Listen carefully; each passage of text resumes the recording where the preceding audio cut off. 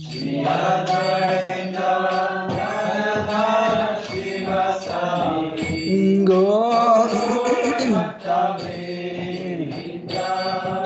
Jai Shri Krishna Chaitanya Prabhu Nityananda Shri Advaita Gadadhara Shivasadi Gaura Bhakta Vrindam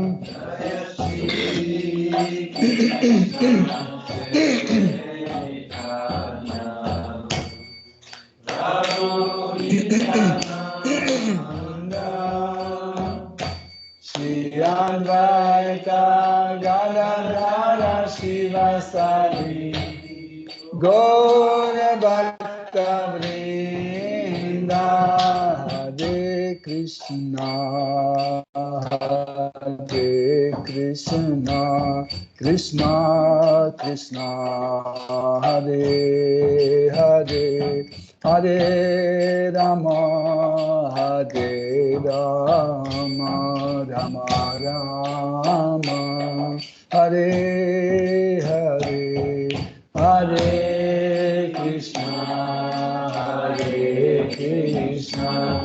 Krishna Krishna Hare Hare Hare Rama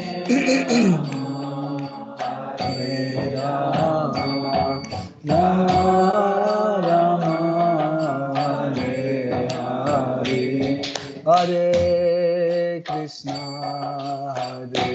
Krishna Krishna Krishna Hare Hare Hare Rama Rama Rama Hare Hare Hare Krishna Krishna Hare Hare Rama Rama Rama Hare Hare Krishna Krishna Krishna Hare Hare Hare Rama Rama Rama Hare Hare Hare Krishna Krishna Krishna Hare Hare Hare Rama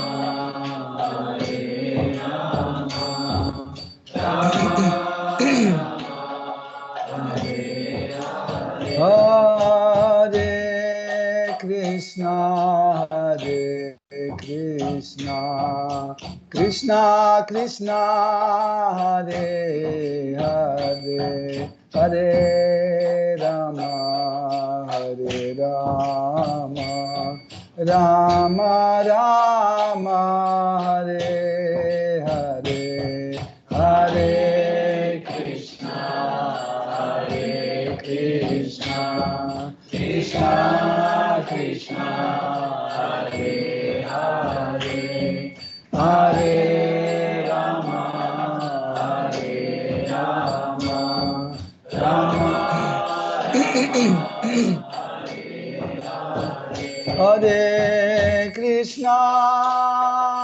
Hare Krishna Krishna Krishna Hare Hare Hare Rama Rama Rama Hare Hare Hare Krishna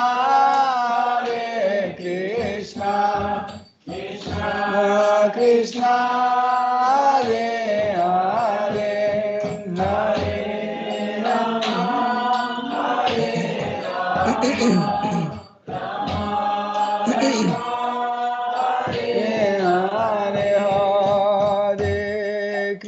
Hare Krishna Krishna Krishna Hare Hare Hare Rama Hare Rama Rama Rama Hare Hare Hare Krishna Hare Krishna Krishna Krishna Hare Hare Hare Rama Hare Rama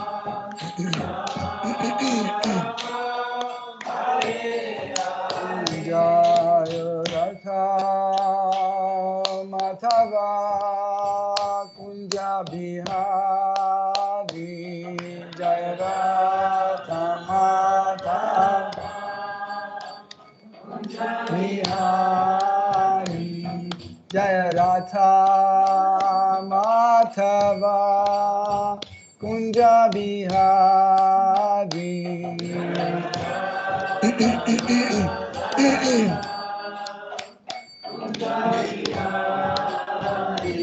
Gopi Janavalabha Girivaradhari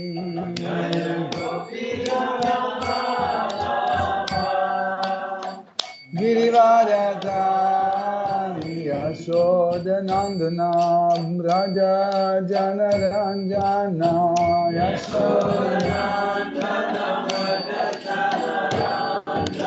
Yashodanandana Braja Janaranjana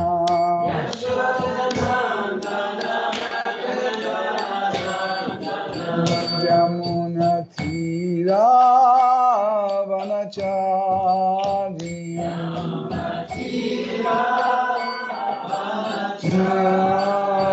Yamuna Thira Vanachari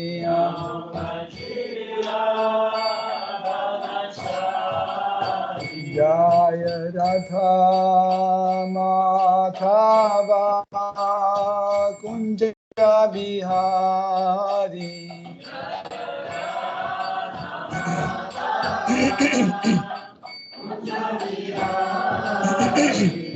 Jaya Radha Madhava Kunja Bihari Jaya Radha Madhava Kunja Bihari Jai Jai Shri Radha Parishishwar ki Jai Shri Jagannath Shri Baladev Shri Mati Subhadra Devi ki Jai Shri Jagannath Swami Patita Pavana ki Jai Shri Nitai Satya Suta Advaita Chandra Gadadhara Shivasadi Gaura Bhakta Vrinda ki Jai Jai Sita Ram Lakshman Hanuman Bharata Shatrugna Yudha Dhamma ki Jai Shri Shri Gauranga Nitai Gosai ki Jai Shri Shri Gaur Nitai ki Jai Shri Shri Lakshmi Narasimha Prahlad Maharaj Shri Sudarshan Chakra ki Jai तुलसी महारानी भक्ति देवी की जय श्री गुरु परंपरा की जय सरस्वती देवी की जय शिल प्रभुपाद की जय दूध गुलाब देवदर्शन ओम अज्ञानाति मिरन्दस्य जनञ्जना शलाकया चक्षुरुन्मिलितं येन तस्मै श्री गुरवे नमः श्री चैतन्य मनोभीष्टं स्थापितं येन भूतले स्वयं रूपा कदमयं ददति स्वपदान्तिकं वन्देऽहं श्रीगुरो श्रीयुतपदकमलं श्रीगुरुं वैष्णवांश्च श्रीरूपं सग्रजतं सहगणा रघुनाथान्वितं तं सजीवं सद्वैतं सवधूतं परिजनसहितं कृष्णचैतन्यदेवं राधा कृष्ण पदा सहगणा ललिता श्रीविशाखान्वितांश्च हे कृष्णा करुणा सिंधु दीनबन्धु जगत्पते गोपेश गोपीकान्त राधाकान्त नमोस्तुते तप्ता कांचन गौरांगी राधे वृंदावनेश्वरी वृषभानुसुते देवी प्रणमामि हरिप्रिये वाञ्छाकल्पतरुभ्यश्च कृपा सिन्धुभ्य एव च Patitanam pavanebhyo Vaishnavebhyo Namo Namaha. Nama Om Vishnu Padaya Krishna Prishtaya Bhutale Srimate Bhaktivedanta Swaminiti Namine. Namaste Sarasvate Deve Gauravani Pracharine Nirvishesha Shunyavadi Paschatya Deshatarine. Jai Shri Krishna Chaitanya Prabhu Nityananda Shri Advaita Gadadhara Shivasadi Gaura Bhakta Vrinda. Hare Krishna Krishna Krishna Hare Hare Hare Rama Rama Rama Hare Hare Hare Nama Eva Kevalam Kalo Nasteva Nasteva Nasteva Gatiranyataha. Om Namo Bhagavate Vasudevaya.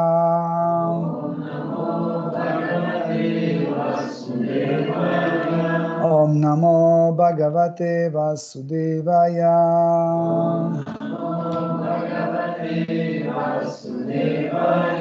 Om Namo Bhagavate Vasudevaya.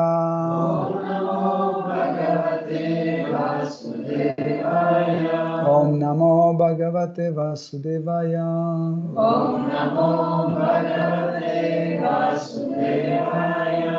Hare Krishna, chers dévots, nous étudions Srimad Bhagavatam, 4e chant, 29e chapitre, à partir du verset 39-40. Yatra Bhagavata Rajan Sadhavo Vishadashaya Bhagavat Gunanukathanam Shravana Vyagra Chetasa Tasmin Mahan Mukharita Mathubhicharitra Piyusha Shesha Sarita Parita Sravanti Taye Pivai Avitrisho Nripa Gadha Karnaistan Nasri Sprishantya Ashanatrit Bhaya Shoka Moha. La traduction. Merci. Traduction. Cher roi,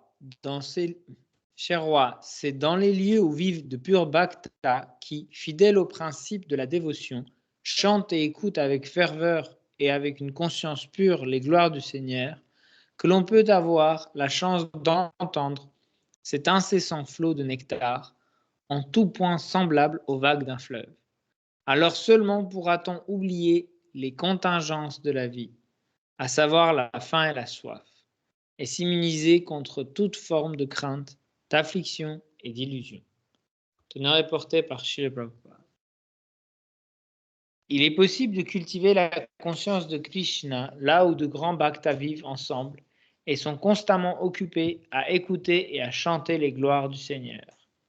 Dans un lieu sanctifié comme Vrindavan, on trouve ainsi de nombreux bhaktas qui écoutent et chantent sans cesse les gloires du Seigneur. Celui qui, dans un tel endroit, a la chance d'entendre les propos de purs bhaktas, s'ouvrant ainsi au flot constant de cette source de nectar qui jaillit de leur bouche, pourra sans mal cultiver la conscience de Krishna.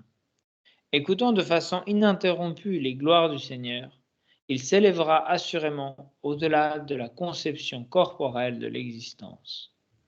Tant qu'il s'en tient à cette conception, l'être doit souffrir des maux infligés par la faim et la soif, par la peur, l'affliction et l'illusion.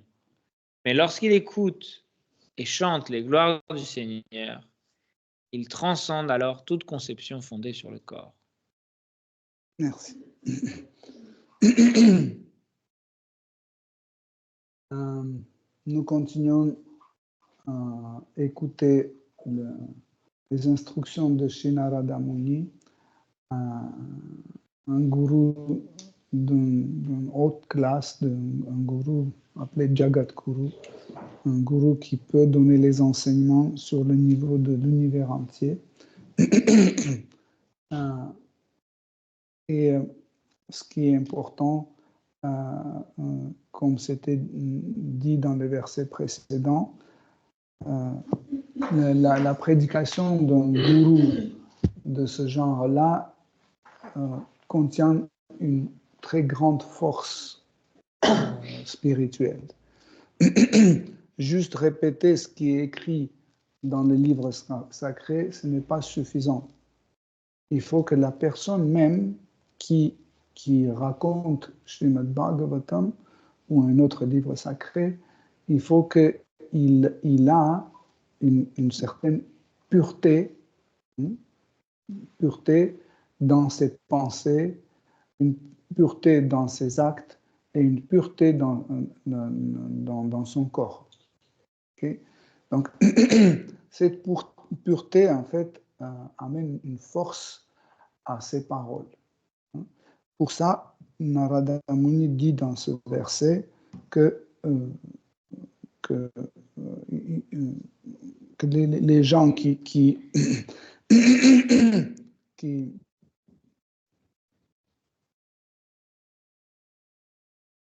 dans lequel il y a les gens qui ont purifié leur conscience, ils ont cette force spirituelle. Chaque chose nécessite un environnement approprié à son existence.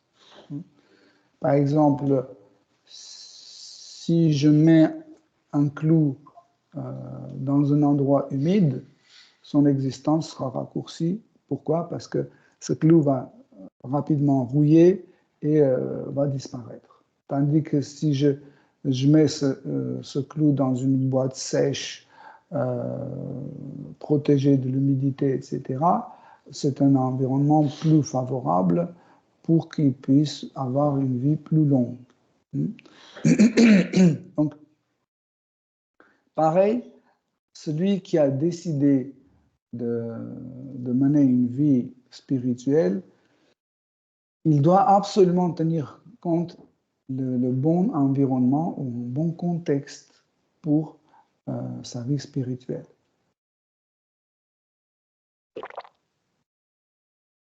Récemment, nous avons fait une retraite à Orléans et vous avez senti sur vous-même à quel point c'est efficace quand cet environnement, en fait, vous accompagne du matin au soir, même la nuit, pendant que vous dormez. C'est extraordinaire. Et vous voyez que pendant 2-3 jours, vous avancez tellement avec une vitesse incroyable. Pourquoi? Parce que 24 heures sur 24, vos pensées sont occupées de Krishna et de la vie spirituelle. Après, on rentre, on change le contexte, métro, boulot, etc., etc. Et car notre foi n'est pas aussi forte, donc on commence à tomber sous l'influence de 3 gunas et nous pensons des choses défavorables ou nous commettons des actes défavorables pour notre vie spirituelle. Narada Muni a donné un très bon conseil à roi Prachinabarhishat. Il a dit, tu dois d'une façon consciente choisir ton environnement. Et qui fait partie de cet environnement? Les gens qui sont déjà purifiés, entre parenthèses, qui sont aussi en train de se purifier. Parce que si quelqu'un est en train de se purifier, on le considère comme pur aussi. Peut-être il n'est pas encore 100% pur, mais il est dans le processus et il n'arrête pas ce processus. Si quelqu'un arrive tout sale, il prend une goutte d'eau, il fait ça, après il dit c'est ok, je suis pur, donc ça va pas. Mais quand vous le voyez en train de se nettoyer, donc on peut considérer qu'il est propre. Juste c'est le temps qui le sépare de la propreté. Juste c'est la question de temps. Mais quand quelqu'un a pris une mauvaise direction, il dit c'est pas la peine que je me lave parce que je suis propre déjà. Donc ça veut dire il va pas avoir ce progrès. Le contraire, il va régresser et en même temps, il va empêcher, il va devenir un obstacle pour le progrès des autres avec qui il est en contact. Donc, cet environnement ne vient pas tout seul, même si Krishna, par sa miséricorde, peut nous offrir une fois cet aspect.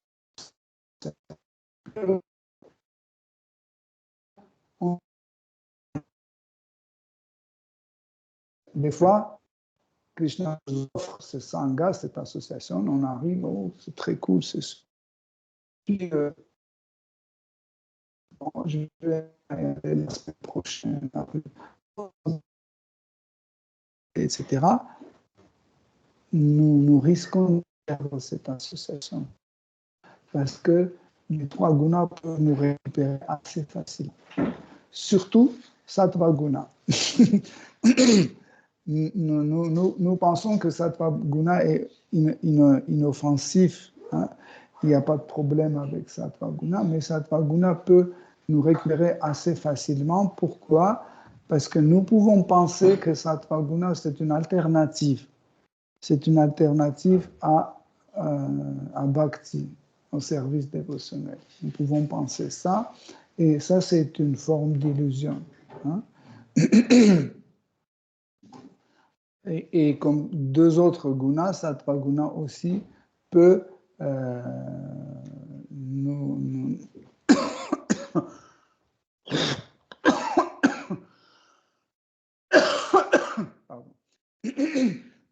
Sattva Guna aussi peut nous faire se concentrer sur nous-mêmes en pensant que vous ne pouvez rien dire, je ne suis pas malhonnête, je ne mens jamais, je ne suis jamais en retard, je fais toujours mon service d'une façon impeccable, vous n'avez rien à dire, moi je chante mes tours, etc. Ça aussi, c'est un Sattva Guna, mais avec un mélange de Rajas et Tamas. Okay? Et en pensant de cette façon-là, nous pensons que tout va bien. Ça, c'est un piège de Mishra Sattva, de Sattva Guna, de ce monde matériel. On pense que non, c'est bien déjà, etc. Mais c'est un piège apporté par Sattva Guna. Pour ça, Narada Muni, il dit que peu importe le guna, tu dois les laisser à part et tu dois se concentrer sur service dévotionnel. Donc, service dévotionnel, c'est quelque chose de rare. Ne pensez pas que c'est aussi facile à atteindre le niveau d'engagement dans le service dévotionnel. Jusqu'à aujourd'hui, chacun d'entre nous fait des efforts pour s'engager dans le service dévotionnel. Si vous analysez vous-même, vous allez voir qu'en fait, c'est que des efforts parce que nous ne sommes pas vraiment engagés dans le service dévotionnel, c'est que juste nous faisons des efforts pour ne pas sortir du service dévotionnel. Hein? Vous voyez la nuance? C'est que juste on fait des efforts pour ne pas sortir. Parce ça ne tient pas, ça saute tout le temps, on n'arrive pas à rester. Pourquoi? Parce qu'il y a autre chose qui nous intéresse. Et c'est cette autre chose qui devient un obstacle sur notre vie spirituelle. Comment faire pour sauter cet obstacle? Nous seuls ne pouvons pas. Il faut que nous soyons entourés par les dévots qui ont une qualification. Il faut qu'on soit enterré par les dévots qui sont engagés dans le service, au moins les dévots qui font des efforts pour rester dans le sadhana bhakti. l'essence, en général, l'essence d'un être humain, ils sont d'une façon neutre. Vous voyez, les désirs ne se trouvent pas dans l'essence. Par exemple, le désir de manger ne se trouve pas sur la langue. Le désir de voir des jolies choses ou intéressantes ne se trouve pas dans les yeux. Le désir d'écouter quelque chose ne se trouve pas dans l'œil même. Tout ce désir-là se trouve dans notre intellect. C'est l'intelligence qui contient ce concept de désir. Pourquoi? Parce que nous, chaque fois, quand on enregistre quelque chose dans notre intellect, nous enregistrons avec une comment on dit ça? Notification. Quand tu donnes le 5 ou 10 ou 20. La note? La note. Notation. Notation. Donc, on fait une notation, non? Par exemple, ça c'est 5, ça c'est 0, ça c'est 20. Okay? Gradation de notation. Ouais. Vous voyez? Donc, par exemple, la première fois, vous êtes en train de manger, je ne sais pas, un yaourt. Donc, vous mangez, il est acide. Donc, tout de suite, vous l'enregistrez et ça ne vous plaît pas, vous enregistrez comme quelque chose de défavorable. Il est déjà enregistré. Et quand on vous propose du yaourt, vous dites non, merci, je ne veux pas. Mais vous ne savez pas qu'il existe aussi un yaourt sucré.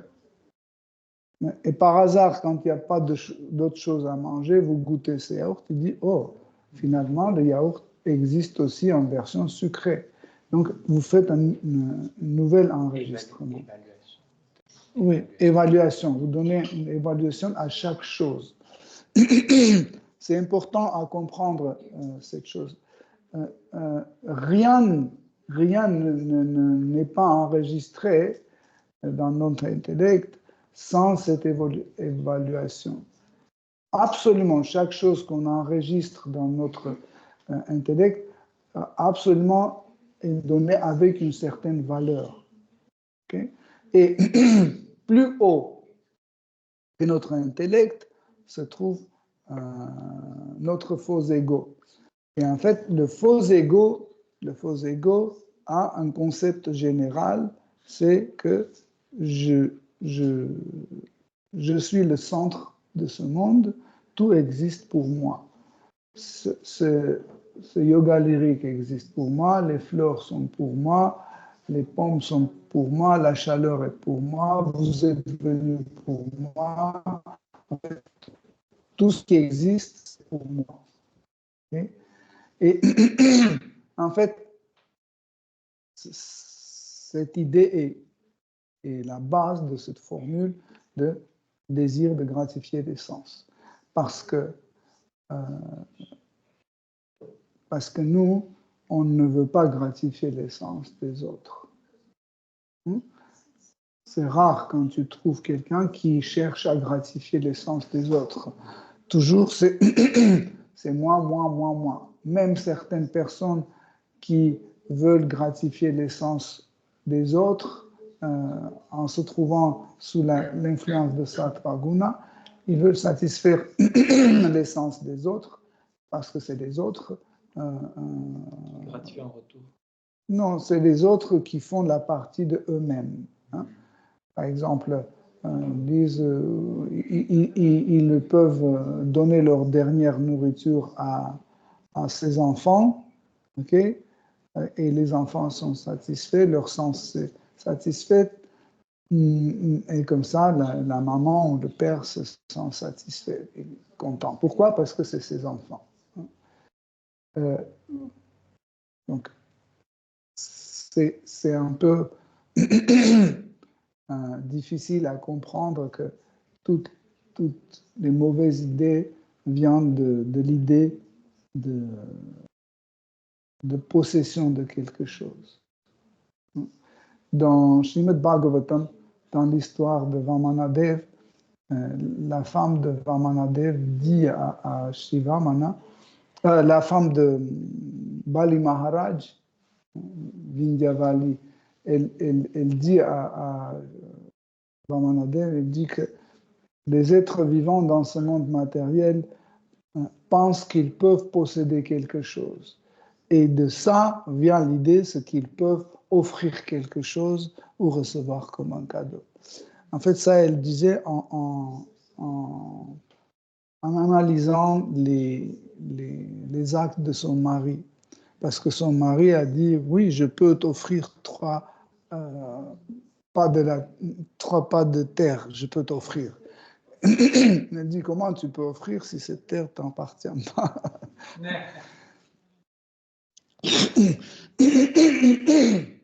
Mais en fait, cette illusion est très forte parce que nous pensons que nous pouvons posséder quelque chose. Même actuellement, nous tous assis ici, nous sommes convaincus que ce corps est à nous. Est-ce que quelqu'un a une sensation que ce corps, ce n'est pas le sien? Dès qu'on va essayer de vous retirer la moitié de votre oreille, tout de suite, vous allez changer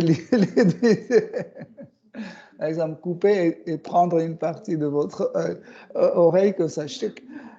Tout de suite, l'idée de posséder ce corps, tout de suite revient. Mais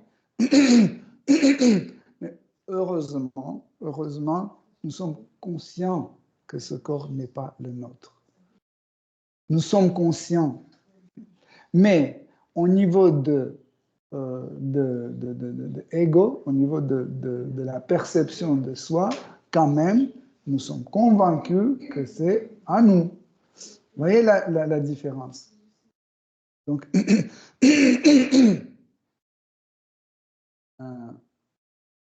la conscience, c'est quelque chose d'un peu difficile, mais parce que c'est 11 heures du matin, on peut parler de ça. Donc, en fait, la conscience d'un être vivant, c'est garder en fait le mental dans un état neutre. Dès que la conscience donne des ramifications, ça veut dire chaque rameau, chaque ramification, chaque branche, chaque branche. Oui, ainsi de suite. Chaque branche, en fait, c'est un de nos sens. Okay? Donc, par exemple, la vision, le goût, l'audition, etc., l'ouïe, et tout ça, en fait, c'est des diverses ramifications, diverses branches de notre conscience. Okay? Et en fait, cette branche qui devient nos sens, ils font un retour vers notre ego et nous sommes en train de revivre une émotion. Vous voyez comment, en fait, je vous ai expliqué la naissance d'une émotion. Ok? Je vous ai donné comme ça une courte description. Je vais donner un exemple pour que ça soit encore plus compréhensible. Par exemple, ça c'est de l'eau. Okay? Ça c'est de l'eau.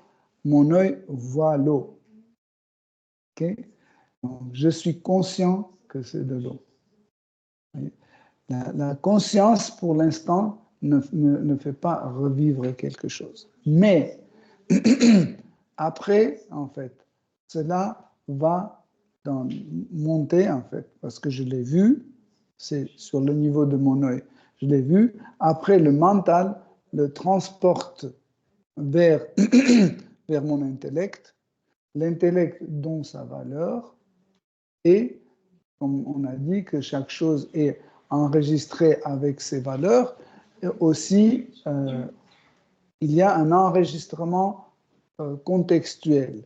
Par exemple, quand il y a du feu, vous pouvez éteindre avec l'eau.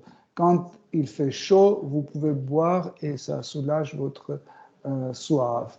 Quand vous avez les mains sales, vous pouvez nettoyer avec l'eau. Donc, il y a plusieurs cas. Okay? Et en fait, tout de suite, le mental interroge notre corps et il dit quel est le cas d'utilisation de cette eau dans ce moment-là. Il dit c'est la soif. Et donc, on boit. Et quand on boit, en fait, cette satisfaction qui a fait un tour revient sur un autre sens. Il est venu sur ma langue, comme ça, et l'être vivant, sur le niveau de son ego, sur son niveau de moi, il ressent une émotion. Vous voyez, en fait, c'est un peu compliqué, mais en fait, ça fait, pour qu'une émotion naisse, il faut qu'elle passe à travers les sens portés par le mental, il traverse l'intellect, il remonte sur le ego, et là, l'ego ressent une émotion. Okay? Donc, le moment crucial qui est très, très important, c'est la plateforme de notre intellect. Comment la chose est enregistrée. Okay? Si la chose est enregistrée, par exemple, la viande était enregistrée à l'époque comme la meilleure des nourritures. Okay? Mais d'une façon consciente, on est entré dans notre intellect, on a changé, on a réenregistré avec une nouvelle étiquette. La viande est mauvaise, c'est un produit de violence, de méchanceté, etc., etc. Donc, c'est un grave péché. Okay? Donc, et après, dès que l'œil voit la viande ou le nez sent l'odeur de la viande, tout de suite, ça remonte dans notre intellect et ça fait une réaction que c'est mauvais et nous recevons une mauvaise émotion. Tandis qu'il y a quelques mois, quand on n'était pas végétarien, on avait la bonne émotion. Et la viande reste toujours la même. Donc, vous voyez comment une émotion naît.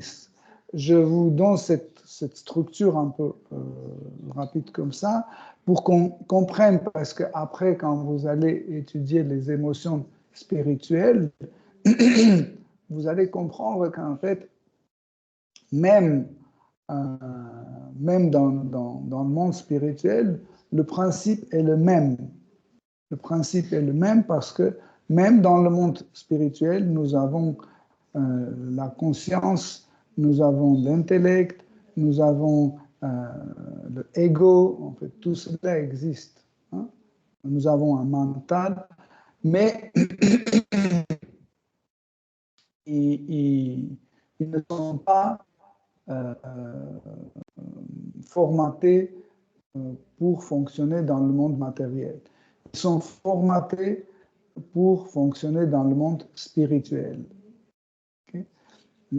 Quand on se trouve avec les gens qui ont déjà purifié leur mental, purifié leur conscience, etc., purifié leur intellect, comment on purifie? Chaque chose que nous avons enregistrée doit subir il doit subir un changement, ça veut dire être réenregistré.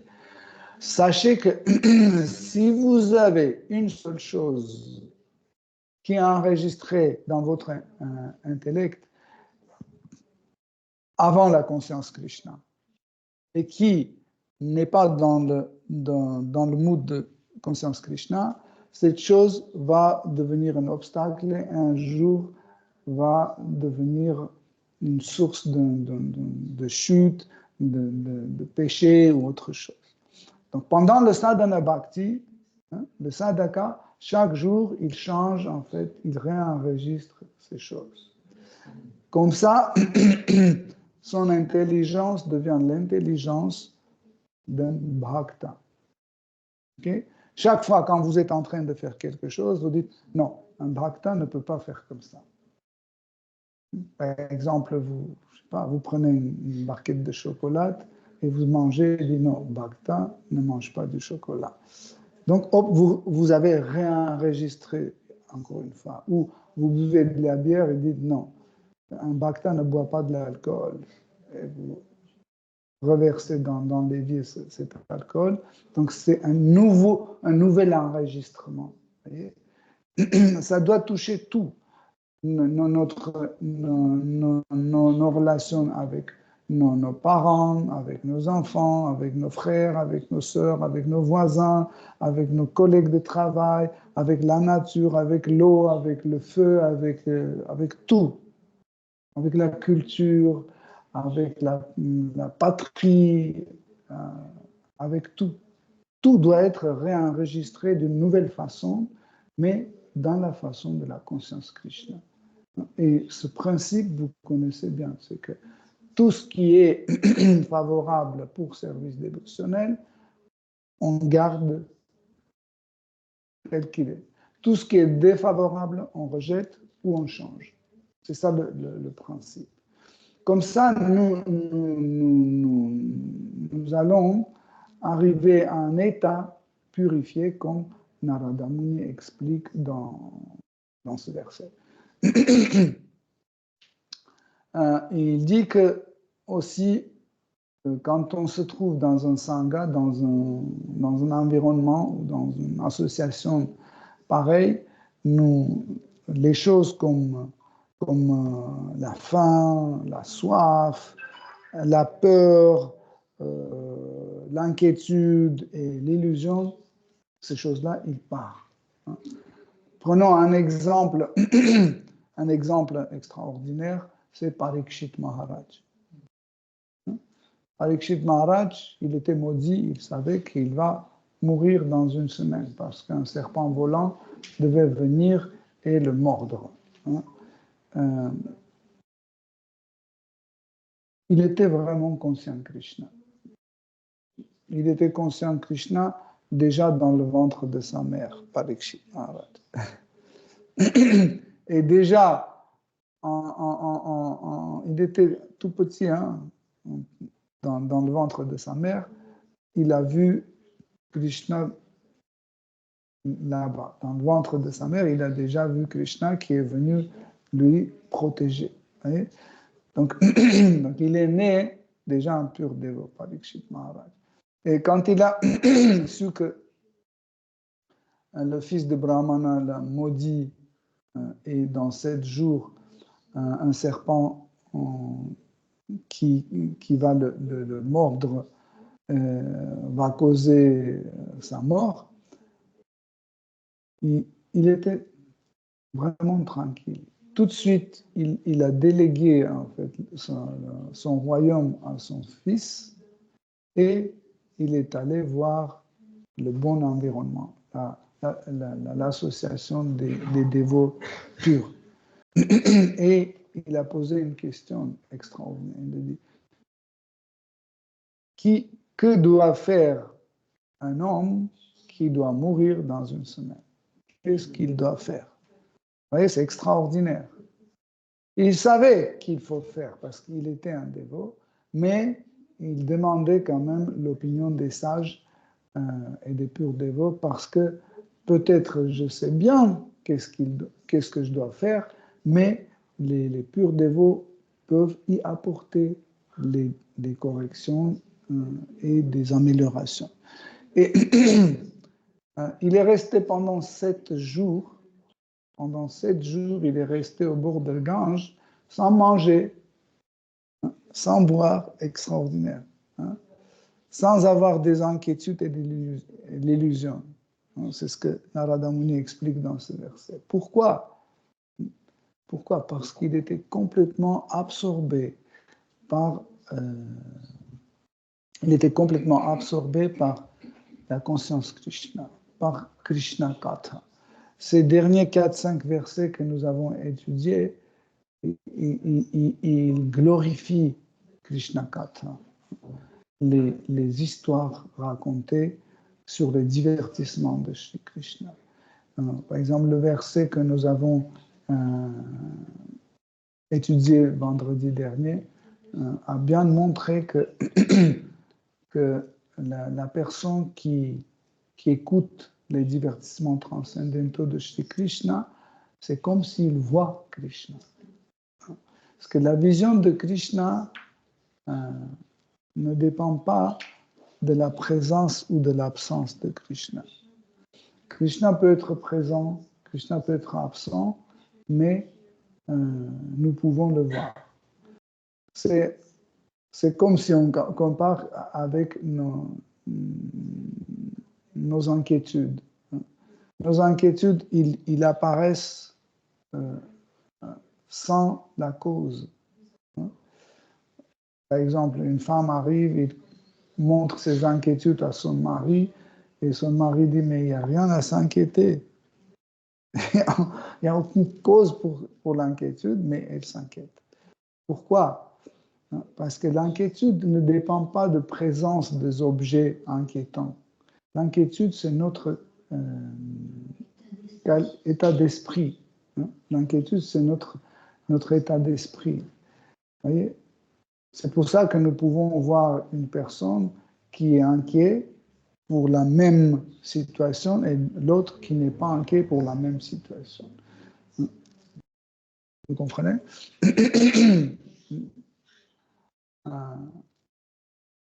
Donc, Parikshit Maharaj était complètement absorbé dans Krishna Katha.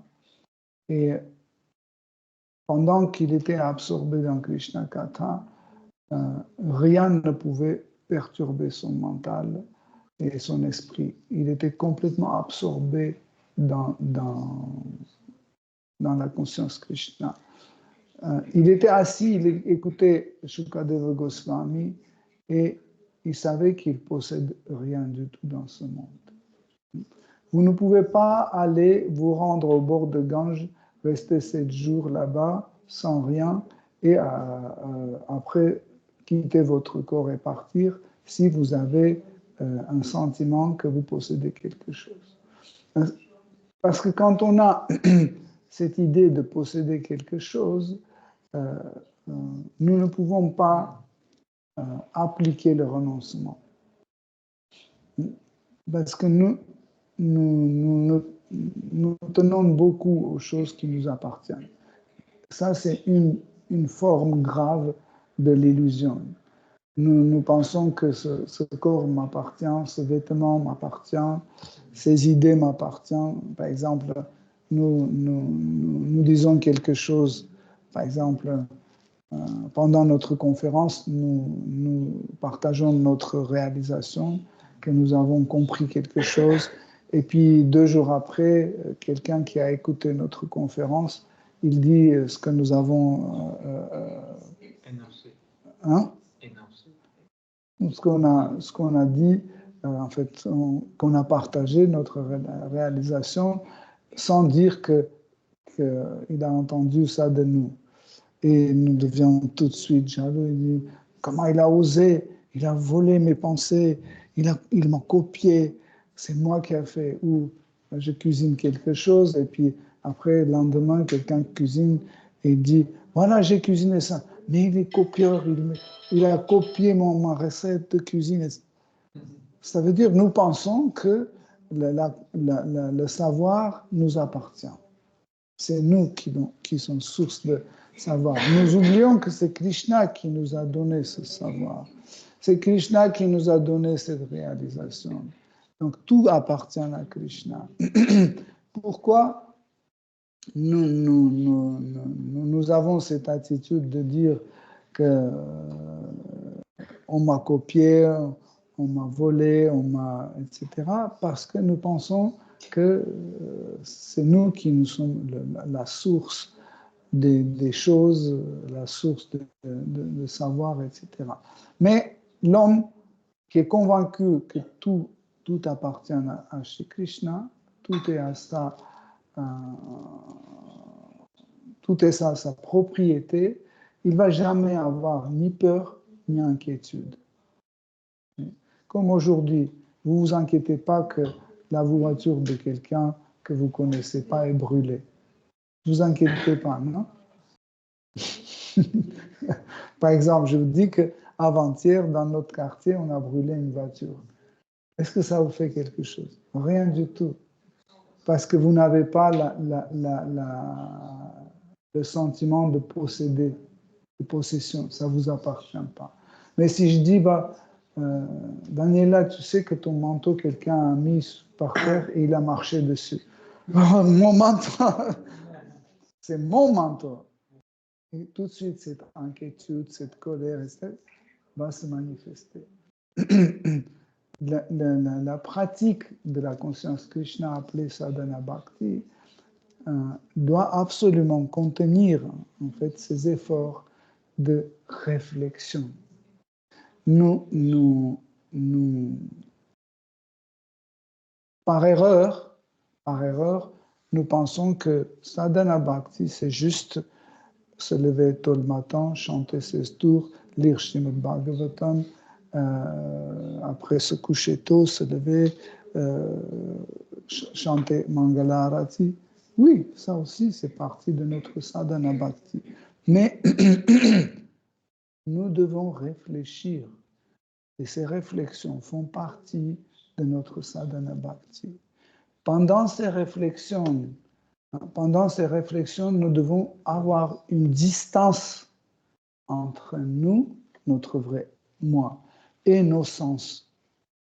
Nos sens, 5 sens d'information, 5 sens d'action mentale, intellect et notre faux ego. On doit laisser loin. Nous ne devons pas être dedans. On doit avoir une distance et cette réflexion va nous permettre d'analyser est-ce que tout ce que je fais, comme je fais, est-ce que ça m'approche dans mon but. Comme ça, nous pouvons garder, comme cela, nous pouvons garder nos sens dans un état calme. Mais si on est complètement dedans, si on fait pas nous ne créons pas une distance entre nous et nos sens, les sens immédiatement deviennent excités. Il y a tout de suite une excitation des sens et nous ne pouvons pas réfléchir correctement dans un état excité, nous ne pouvons pas arriver à une conclusion correcte. Mais c'est très important, encore une fois, la réflexion fait partie de notre sadhana bhakti. Et chaque dévot doit consacrer le temps pour réfléchir. Pas forcément vous devez tout laisser s'asseoir et réfléchir. Non, vous pouvez réfléchir aussi en marchant, en dormant, en mangeant, etc., en se reposant. Vous pouvez toujours réfléchir. Par exemple, réfléchir que, voilà, en fait, par exemple, vous avez eu, ce matin, vous avez eu un coup de colère. Donc,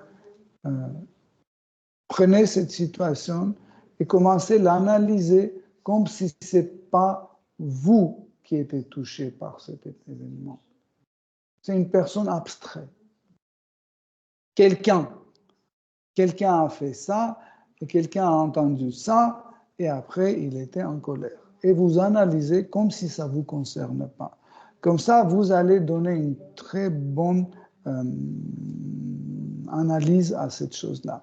Mais quand vous êtes dedans, vous êtes partie intéressée tout de suite, et vous allez mener votre réflexion à votre faveur. Qu'est-ce que ça veut dire? Tout le monde est fautif, moi, je ne suis pas fautif. Ce n'est pas de ma faute. En fait, ma colère, pourquoi j'ai eu cette colère? Parce que quelqu'un a dit ça, parce que quelqu'un a fait ça, etc., etc. Toujours, c'est les autres qui sont coupables, mais pas moi. Vous voyez? Parce que si je ne réfléchis pas de cette façon-là, si je me mets au centre d'événements, je vais toujours, encore une fois, je vais toujours réfléchir en ma faveur et pas pour comprendre ce concept. Par exemple, on a donné ce sujet pour la réflexion. Donc, on réfléchit comment ça se fait que tout appartient à Krishna. Ces réflexions vont vous amener pour traverser la Bhagavad Gita, Chaitanya Charitamrita, Srimad Bhagavatam, etc., etc. Votre propre expérience. Tellement de choses qui vont passer dans votre tête pour comprendre dans cette réflexion que rien ne nous appartient. Okay? C'est important. Pareil, par exemple, pour comprendre que nous ne sommes pas ce corps-là, nous pouvons aussi sortir de l'idée, du concept que si je suis ce corps-là, donc ça doit m'appartenir. Mais si ça ne m'appartient pas, comment je peux être ce corps? C'est impossible. Si ça appartient à quelqu'un d'autre, comment je peux être ça? Vous comprenez? Et comment je peux être ce corps-là si ce corps va être retiré et il va se mélanger avec la terre, avec l'eau, feu, etc., etc. Oui? Donc, une chose importante, c'est la peur. Dans le monde matériel, la peur pousse un être vivant à agir. Des fois, la peur nous aide à surmonter le tamas.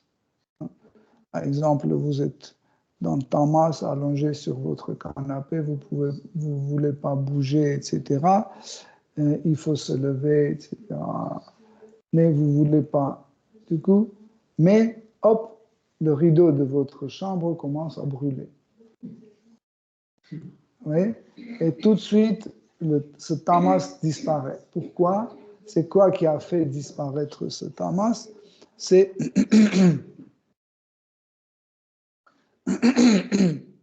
la peur. C'est la peur qui vous a sorti, qui vous a chassé de ce canapé. Pourquoi? Parce que vous avez l'idée de posséder quelque chose. C'est mon rideau, c'est mon appartement. Vous voyez?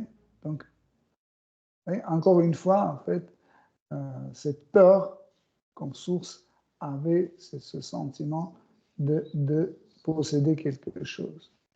Donc, posséder quelque chose, c'est le rajas et c'est un attachement.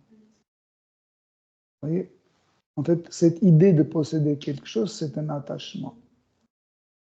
Par exemple, si on n'est pas attaché à quelque chose, l'idée de posséder cette chose n'est pas forte. Par exemple, si je ne suis pas attaché à mon téléphone, donc je peux l'oublier quelque part. Et puis, je vois que je l'ai oublié, je dis, bon, tant pis. Et la sensation de posséder quelque chose est moins importante quand on n'est pas attaché. Donc, cet attachement fait naître la peur. Donc, les écrits sacrés disent que, en fait, une des vraiment racines de cette illusion la plus grave, c'est l'idée de posséder quelque chose. Si, pour qu'on puisse se débarrasser de ce genre d'émotions, il faut trouver l'association des dévots qui comprennent que tout appartient à Shri Krishna. Tu peux lire le verset suivant.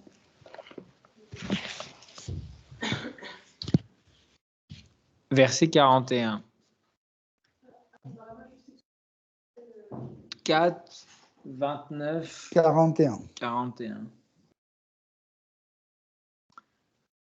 Du fait que l'âme conditionnée est toujours dérangée par les besoins du corps, comme la faim et la soif, elle dispose de très peu de temps pour développer de l'attachement pour les paroles sublimes de Dieu, la personne suprême. Merci.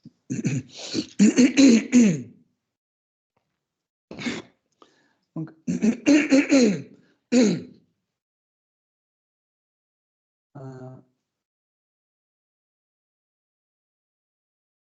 pareil, comme notre vêtement subit des changements, ça vieillit, ça s'use, ça se déchire.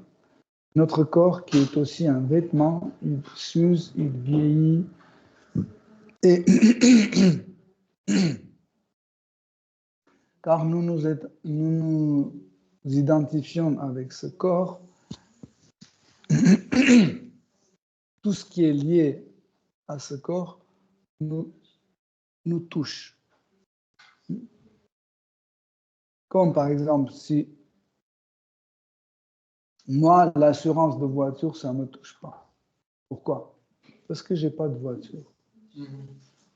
À partir du moment quand j'achète une voiture, le prix d'assurance de voiture, ça me touche.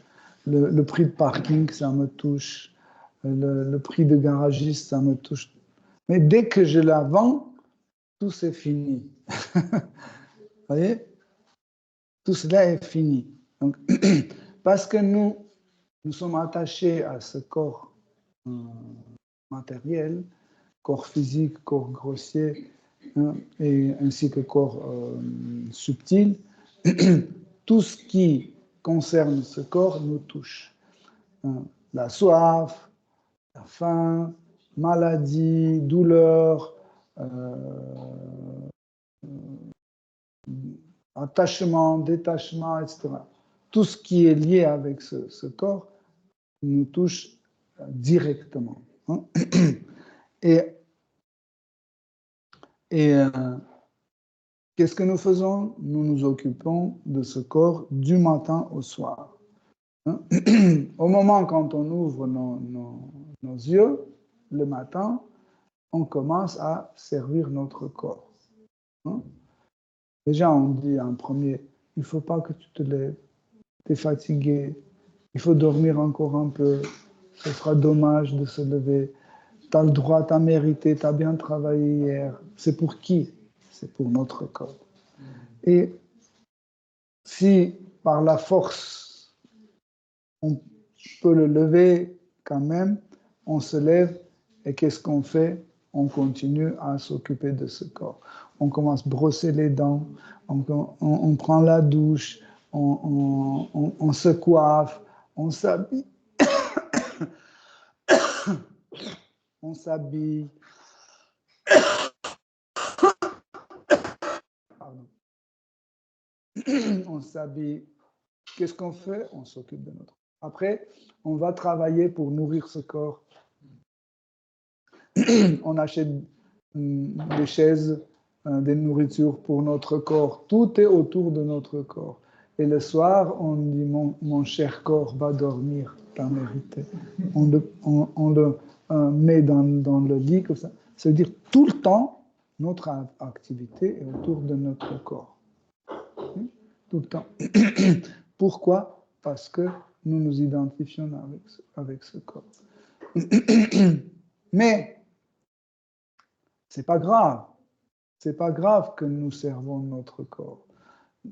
C'est vraiment pas grave. Le plus grave, que quand les besoins de corps est déjà fait, nous cherchons un autre besoin. Par exemple, on a mangé, c'est bon. On est satisfait, la maison est propre, on est satisfait. Maintenant, il faut chanter Hare Krishna Mahamantra, mais on cherche autre chose. Vous n'avez pas remarqué? On cherche autre chose. Pourquoi? Parce qu'on veut toujours rester avec le corps. Et Hare Krishna Mahamantra n'appartient pas à ce corps. Ce n'est pas une activité de ce corps. Moi, je veux une activité, par exemple, une pizza. Ça concerne directement mon corps. Je veux un super film ou je veux des vacances. Je veux quelque chose qui concerne mon corps. Et pourtant, mon corps nourri, logé, lavé, il est propre, etc. Il n'a besoin plus rien du tout. Maintenant, j'ai du temps pour pratiquer la conscience Krishna, mais le problème que la pratique de conscience Krishna ne touche pas mon corps. Et c'est pour ça que ça ne m'intéresse pas. Vous comprenez? L'intérêt pour la conscience Krishna commence à se manifester plus en plus quand nous comprenons que nous ne possédons pas ce corps et que nous ne sommes pas ce corps. Quand d'une façon consciente, nous comprenons ça, on essaie de donner à ce corps un minimum. Minimum nourriture, minimum repos, minimum sommeil, minimum fauteuil, minimum vacances, vraiment minimum. Et pour récupérer plus de temps pour la pratique spirituelle. Parce qu'en réalité, ceux qui disent « Oh, finalement, je n'ai pas le temps pour la pratique spirituelle, je suis très occupé », c'est faux. Les besoins de corps, les besoins de corps ne sont pas très, très grands. Il faut juste manger à l'heure, se lever à l'heure, etc., etc. C'est très peu. Le reste de temps, nous faisons pour notre faux ego, qui est aussi une partie de notre corps subtil. Par exemple, quelqu'un qui a 5 milliards. Est-ce que ce n'est pas suffisant? Et il a 70 ans. Est-ce que ce n'est pas suffisant pour finir ces dernières années? Non, ce n'est pas suffisant. Il dit, j'ai 30 milliards, ce n'est pas suffisant. Une fois encore, il va au travailler. Pourquoi tu vas travailler? Non, je vais travailler parce que il me faut encore plus. Regarde, l'autre, il a 50 et l'autre a 150. Et moi, j'ai juste 30. Vous voyez? Ça veut dire qu'il existe des faux besoins. Nous devons les jeter, ces faux besoins. Nous n'avons pas besoin de grand-chose. Juste les choses qui nous aident pour continuer à servir Krishna. Par exemple, le roi Prataparudra, il était possesseur, à sa possession était tout le royaume, Jagannath Puri, etc. Mais il considérait que tout cela, c'est la propriété de Sri Chaitanya Mahaprabhu. Lui, il était juste son employé. Dans sa tête, il était juste un employé. Il ne disait pas « Oh, ça m'appartient ». Non. Vous voyez, c'est ce que nous devons penser. Ça ne veut pas dire qu'on doit tout jeter par la fenêtre, brûler notre argent. Non. On doit penser que cet argent, c'est l'argent de Krishna. Et je dois l'utiliser pour son plaisir. Je dois acheter des choses pour lui, je dois cuisiner pour lui, je dois offrir cet argent pour organiser des programmes, je dois donner cet argent ou ma voiture, etc., pour aider les dévots à répandre la conscience Krishna. C'est ça, en fait, l'idée.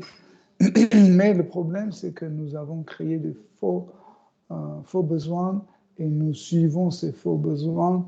Et c'est pour ça que nous pensons que nous n'avons pas le temps pour la pratique spirituelle. Et pourtant, on a le temps, mais on n'a pas envie. Dès qu'on s'assoit pour faire une pratique spirituelle, tout de suite, il faut quelque chose pour nous, pour mon corps. Vous voyez? On dit, bon, écoute, on va lire Srimad Bhagavatam. Oh non, je ne peux pas, autre chose, je cherche autre chose. Pour ça, le bhakti est appelé aussi ananya. Anya veut dire un autre. Ananya, c'est sans autre. Ça veut dire bhakti, c'est pur. Il ne faut pas mélanger autre chose avec bhakti. Il ne faut pas chercher autre chose. Il faut chercher juste bhakti. Ok, Hare Krishna. Hare Krishna. Si vous avez des questions, des commentaires.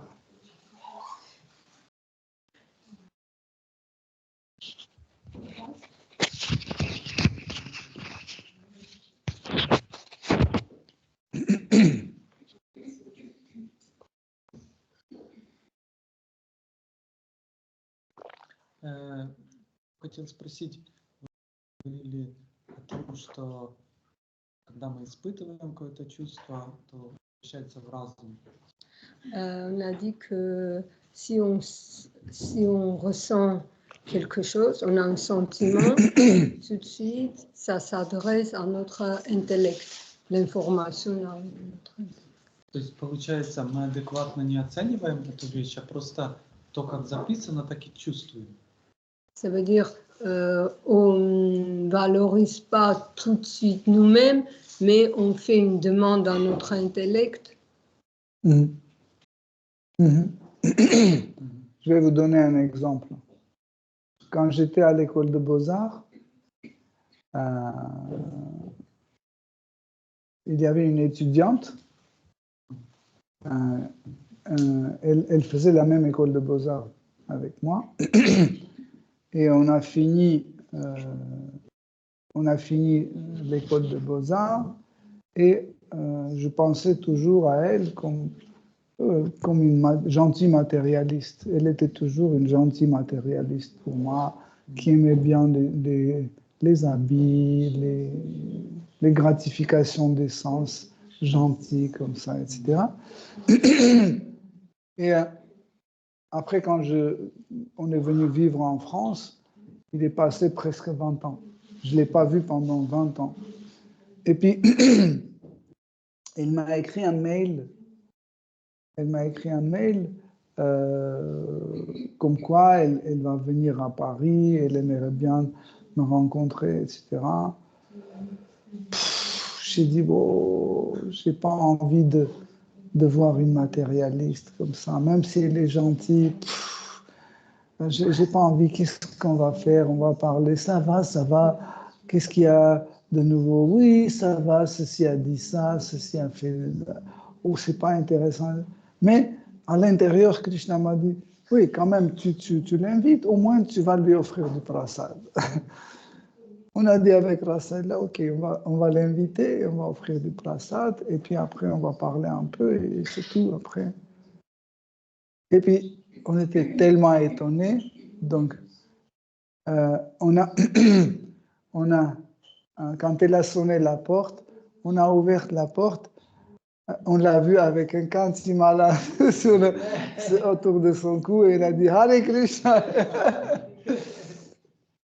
Et c'était une surprise extraordinaire.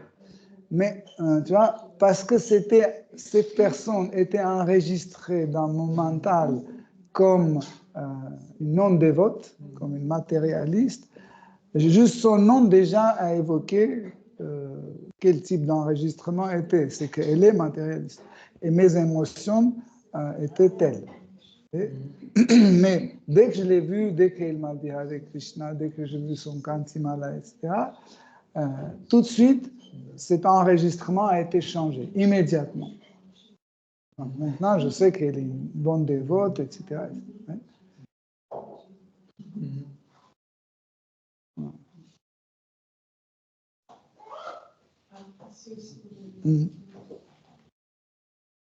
Micro.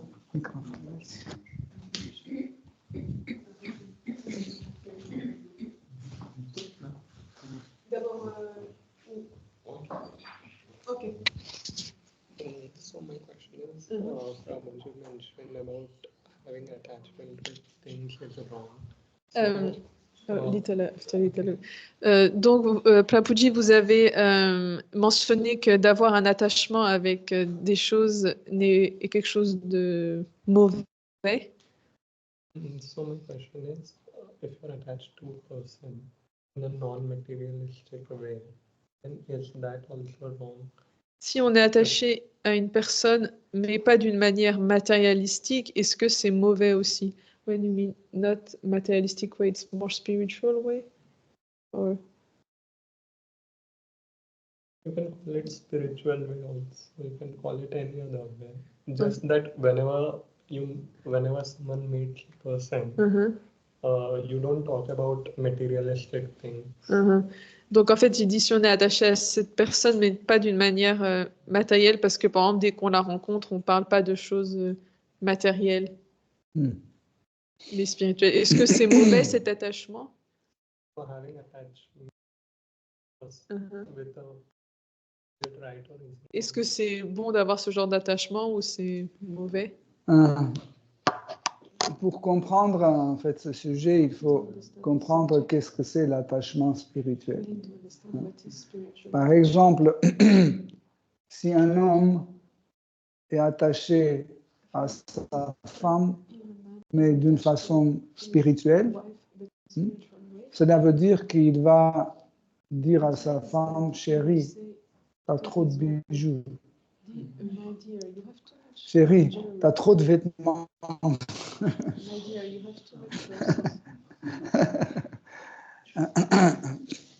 Chérie, tu sais bien cuisiner des gâteaux pour Krishna.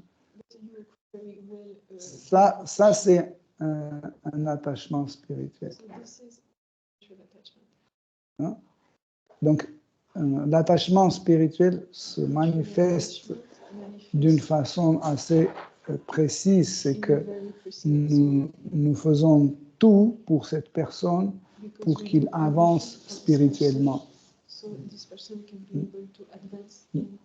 Mais quand nous pensons qu'on est attaché spirituellement, mais on veut prendre,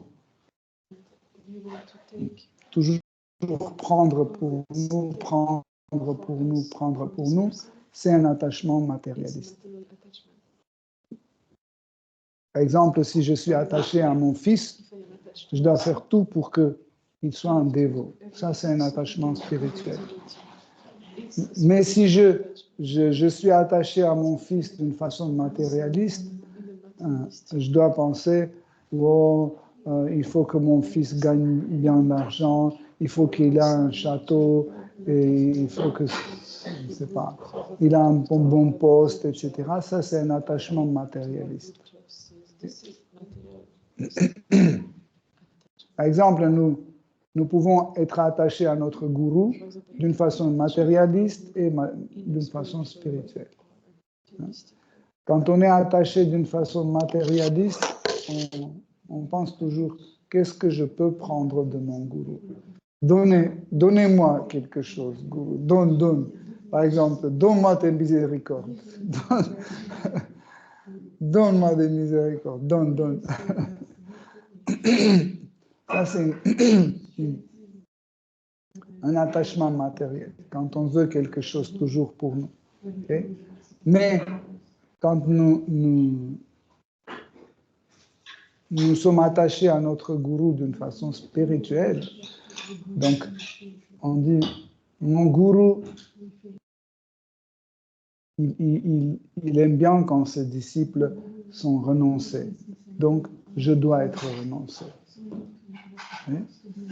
Mon gourou n'aime pas quand je parle des choses insensées, etc. Donc, je ne vais pas le faire. Okay? Mon gourou aime bien quand on chante attentivement Hare Krishna Mantra. Mon gourou aime bien quand on étudie Srimad Bhagavatam. Vous voyez? Ça, c'est un attachement spirituel. Mais quand on dit Guruji, donne-moi tes miséricordes, donne-moi Krishna Prema, donne-moi de l'extase, Baba, donne-moi des bas, Ratha Baba, donne-moi. Ce n'est pas un attachement spirituel.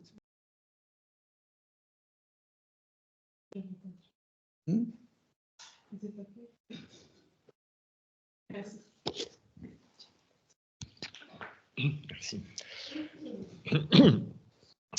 Je trouvais très intéressant la conception que vous avez évoquée, la conception d'évaluation qui accompagne tous nos souvenirs. Donc, une note qui est attachée à chaque souvenir. Et donc, j'aimerais bien savoir si vous trouverez cohérent, enfin, ce qui m'arrive comme un peu un raisonnement. Il me semble qu'on peut voir même 3 notes plus généralement, comme le corps subtil, il contient donc manas, il y a de l'intelligence et le faux ego, et chacun met sa note. Le mental, il dit ça me plaît pas, donc c'est dans l'échelle de plaisir ou souffrance. Deuxième, c'est favorable ou défavorable pour mon but. Et le troisième, ça m'appartient, ça ne m'appartient pas, ou ça gonfle mon ego, ou ça le dégonfle. Et puis, si c'est neutre, on ne se souvient pas de ça. Donc, est-ce que c'est cohérent? Et puis, est-ce que ça ressemble vraiment à ce mécanisme de mémoire? Et si c'est neutre, est-ce qu'il y a d'autres? Parce qu'il semblerait que non seulement c'est neutre qui maintienne quelque chose en mémoire, mais aussi une répétition. Quelque chose peut être complètement neutre pour tous les composants de notre corps subtil, mais on se souvient de ça parce qu'on a répété. Donc voilà, deux questions. En fait, cette évaluation dépend de l'identification, de faux égos. Des fois même, des choses qui nous déplaisent, nous faisons quand même parce que ça confirme notre faux ego. Tout dépend de mon identification. Par exemple, je peux fumer, ça ne me plaît pas. Mais je vais me forcer, je vais me fumer parce que je me considère comme quelqu'un cool. Donc si je suis cool, je dois fumer. Vapoter. Parce que c'est cool. C'est le dernier appareil pour vapoter. Tout le monde vapote, moi je dois vapoter aussi. C'est cool. Ça ne me plaît pas, et pourtant je fais. Chaque fois quand je mets dans la bouche, c'est dégoûtant, mais je le fais parce que je le vois que tout le monde me regarde. Ils disent « Waouh, il est cool, il vapote. » Tu vois? Mais si je sais que, par exemple, je m'en fiche que je suis cool ou pas cool, moi je me considère comme un scientifique profond. Le cool ou pas cool, c'est quelque chose de troisième plan qui n'est pas important du tout. Le plus important, c'est connaître la vérité. Et la vérité dit que vapoter, c'est mauvais pour la santé. Okay? Donc, mon évaluation sera différente. L'évaluation de chaque personne est différente. Parce que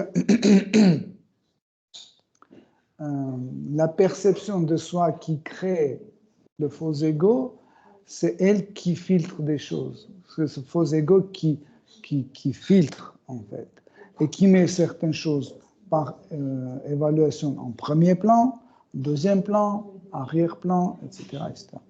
Par exemple, il y a des gens qui achètent l'ordinateur. Okay? Quelqu'un achète l'ordinateur parce qu'il est beau. Okay? Et quelqu'un achète, il dit non, on s'en fiche, il est beau ou pas. Il faut qu'il soit puissant. Okay? Et quelqu'un d'autre, il dit bon, puissant ou pas puissant, beau ou pas beau, c'est pas grave, mais le plus important, qu'il soit branché. Tendance. D'où vient cette différence d'évaluation? De mon identification. Qui je suis. Par exemple, les adolescents qui commencent à fumer, ils ne fument pas parce que c'est agréable. Ils fument parce que tout le monde va penser que je suis déjà quelqu'un important, adulte, cool, etc., etc. C'est pour ça, parce que c'est dégoûtant au départ. Et jusqu'au bout, c'est dégoûtant. Juste c'est parce qu'en fait, ils ont déjà mis dans les besoins de corps, ils ont mis ce faux besoin, ils ont créé ce besoin, et ils ne peuvent plus vivre. Mais c'est toujours dégoûtant.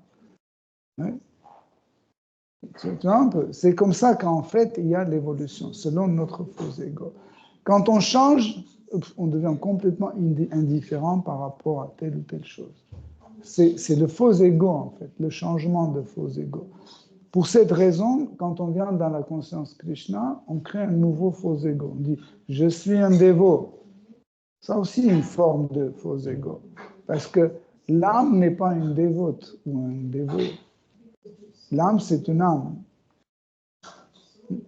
Son vrai état de l'âme, sa vraie nature, c'est être le frère de Krishna, la sœur de Krishna, la mère de Krishna, le père de Krishna, son servant ou sa servante ou son serviteur. etc. Est-ce qu'il y a un rôle de dévot dans le monde spirituel? Dis-moi, est-ce que tu connais un dévot qui dit « je suis un dévot ». Non, il dit « je suis frère de Krishna, je suis ami de Krishna ». Dans le monde spirituel, quand tu poses la question « t'es qui ?» Je suis la sœur de Krishna. Si on te demande « t'es qui ?» Nanda Maharaj, je suis père de Krishna. Il ne dit pas « je suis dévot de Krishna ». Non, c'est ici qu'on fait, parce que c'est une fausse identité, faux ego. Mais ce faux ego, c'est le meilleur faux ego du monde matériel. Parce que ça va nous permettre, en fait, d'évoluer toutes les choses au profit de notre vie spirituelle. Donc, si on revient au mécanisme de mémoire, ça veut dire que la note de l'ego, elle est la plus importante dans les trois. C'est ça? Donc d'abord l'identification, ensuite ce qui est favorable ou pas favorable en fonction de cette identification, et ensuite déjà Exactement. C'est pour ça, c'est pour ça quand le changement ego prévoit le changement de contenu de notre intelligence. Sinon, cette identification sera faible ou ne pas appliquée. Tu comprends? Par exemple, demain, je vais travailler, à partir de demain, je vais travailler comme un pompier. OK? C'est ma nouvelle profession. OK? Donc, je dis, bon, maintenant, il faut que je change ma coiffure parce que les pompiers, ils rasent la tête de telle façon. Donc, il faut que je porte ce genre de chaussures que les pompiers portent. En fait, je dois avoir, je ne sais pas, des vacances dans tel endroit parce que tous les pompiers vont passer leurs vacances dans tel endroit. J'achète de la peinture pour les pompiers. Sinon, cette identification n'aura pas lieu. Tu dois tout changer. Pareil, pour que d'un non-dévot, je passe à un dévot, je dois tout changer. Par exemple, la nourriture doit être changée, la relation doit être changée. La nourriture doit être la nourriture d'un dévot. Les habits doivent être l'habit d'un dévot. Je ne sais pas. Tu comprends? Les livres, je dois changer. Je ne vais plus lire Alexandre Dumas ou Émile Zola, je vais lire Srimad Bhagavatam. Parce qu'un dévot lit Srimad Bhagavatam. Donc, si je ne change pas, très vite, je vais laisser tomber l'idée que je suis un dévot. Pour que cette idée, ce faux ego d'un dévot soit enraciné, fixé, etc., il faut immédiatement faire des changements de chaque chose, chaque élément de mon intellect. Sinon, ça ne va pas être appliqué. Un jour, tu vas dire... On voit d'ailleurs, il y a une nouvelle personne qui arrive à Yoga Lyrique, très enthousiaste, etc., etc. Et oui, je suis une dévote ou un dévot très content comme ça, mais parce que les changements dans l'intellect ne sont pas appliqués, rapidement, ils abandonnent cette idée.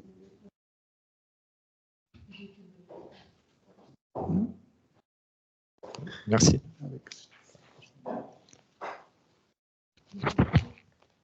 Moi, j'ai une question. Ces changements que tu dis dans qui doivent être faits dans le mental, par exemple, pour que ce faux ego de dévot soit bien implémenté, en fait, ils sont faits selon nos désirs aussi de comment on veut pratiquer la conscience de Krishna. Et parce que, par exemple, quand tu donnais l'exemple de la personne qui, finalement, n'a pas fait les bons changements de concept en elle et qui est partie, ça veut dire aussi peut-être parce que ses désirs n'étaient pas, au final, pour la pratique. En fait, tout dépend comment on comprend l'idée d'un dévot. Qu'est-ce que c'est un dévot? sûrement, chaque personne a son idée d'un dévot. Par exemple, des fois, on a des gens qui viennent ici, qui commencent à faire sadhana bhakti, ils chantent leur tour, etc. Ils font du service très bien, ils s'appliquent bien, jusqu'au moment où on donne une lettre de recommandation pour qu'ils soient initiés. Et dès qu'ils sont initiés, ils ne viennent plus. Ils ne font plus rien du tout. Ils ne chantent plus, ils ne nettoient plus, ils ne font plus de donations, ils n'aident pas aux dévots, ils ne servent pas Krishna. Pourquoi? Parce que dans leur mental, dans leur idée, dans leur concept d'un dévot, le dévot, c'est celui qui est initié. Et pour être initié, il faut faire ça, ça, ça, ça. Et à partir du moment quand tu es initié, c'est bon, tout est fait. Donc tout dépend quel est notre concept d'un dévot.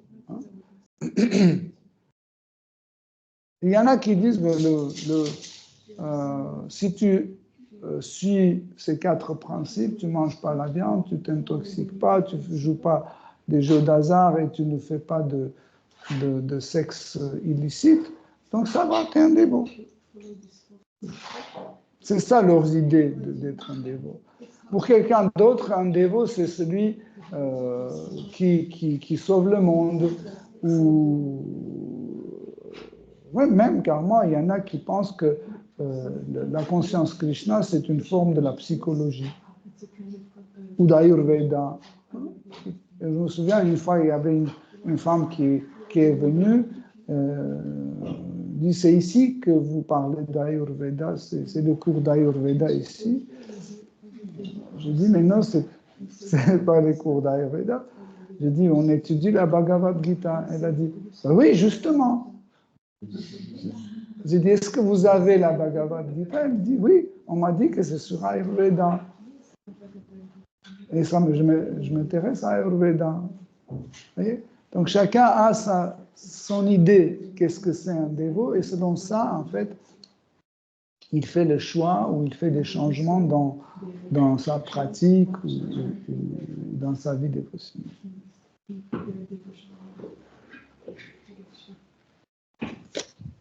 Quelqu'un a une question? Ok, si vous n'avez pas de questions, on va honorer le prasad tous ensemble parce que c'est un service dévotionnel collectif, prendre ensemble le prasad, qui va nous donner un enthousiasme, continuer à servir Krishna. Hare Krishna. Shri Srimad Bhagavatam ki jai. Srila Prabhupada ki jai. Toute gloire de vos assemblées.